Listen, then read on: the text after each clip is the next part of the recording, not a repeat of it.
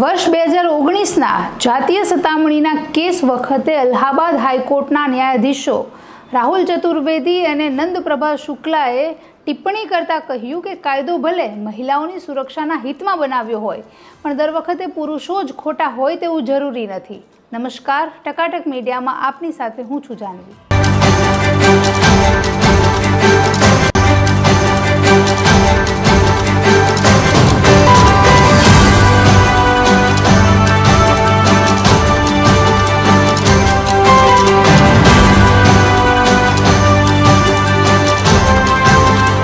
ઘટનાક્રમ 2019 થી ચાલતો આવ્યો હતો। આરોપી વિરુદ્ધ SC/ST એક્ટ હેઠળ કેસ પણ દાખલ થયો હતો।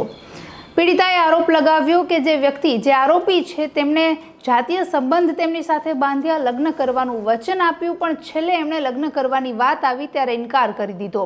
આ ઉપરાંત વર્ષ 2020માં આરોપનામું પણ તેમના વિરુદ્ધ દાખલ કરવામાં આવ્યું અને વર્ષ 2023 એટલે કે 3 વર્ષ પછી હાઈકોર્ટે તેમને જાતીય સતામણીના કેસમાં અરજી વખતે તેમણે છોડી દીધો, કારણ કે આરોપીનું કહેવું એવું હતું કે પીડિતાએ જે તે વખતે એમની સાથે જાતીય સંબંધ બાંધ્યા ત્યારે એમની પણ સહમતિ હતી।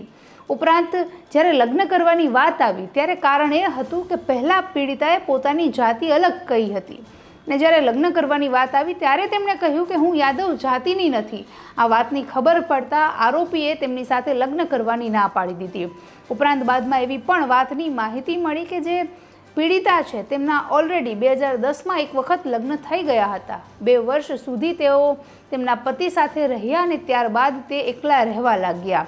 એટલે આ પ્રકારની જે વાત છે એ સમગ્ર કેસમાં ક્યાંય પણ છતી નથી થઈ, એ વાત પીડિતાએ આરોપીથી છુપાવી હતી। એટલે આ પ્રકારની જ્યારે ઘટના બની ત્યારે કોર્ટે અલ્હાબાદ કોર્ટે એક મહત્વનું સૂચન આપ્યું। આરોપી પર SC/ST એક્ટ હેઠળ જે કેસ નોંધાયો છે તેના સંદર્ભમાં અલ્હાબાદ હાઈકોર્ટે કહ્યું કે આજે પણ આપણા સમાજમાં લગ્ન કરવા માટે જાતિ આધાર રાખે છે। ઉપરાંત મહિલાએ પોતાની જાતિ શા માટે ખોટી કીધી તે સંદર્ભમાં એ મહિલા પણ જે ખુલાસાઓ છે તે આપવા માટે અસમર્થ રહી હતી।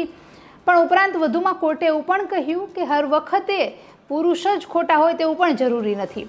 મહિલાઓના જે સન્માન અને ગૌરવનું રક્ષણ કરતા જે કાયદા છે એ એમની પ્રતિભા જળવાઈ રહે તે માટે ચોક્કસપણે બનાવ્યા છે, પણ મહિલાની પણ જવાબદારી, મહિલાની પણ ભૂલ હોઈ શકે છે।